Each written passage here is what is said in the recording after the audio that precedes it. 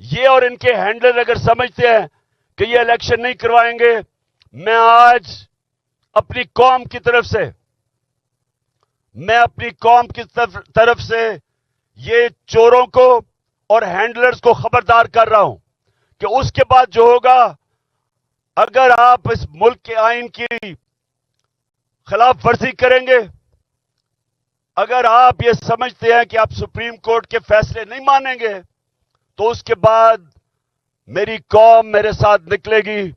اور انشاءاللہ پاکستان کی سڑکوں پہ نکل کے ہم پاکستان کے اندر قانون کی حکمرانی قائم کروائیں گے، رول آف لا قائم کروائیں گے. اور اس کے لیے آپ سب تیار ہو جائیں، ساری میرے نوجوانوں آپ سب تیار ہو جائیں، کیونکہ یہ آزادی کی جنگ ہے. یہ ہے حقیقی آزادی کی جنگ کہ جس ملک کے اندر اگر آئین کی کسی کو پرواہ نہیں، یعنی قانونی کوئی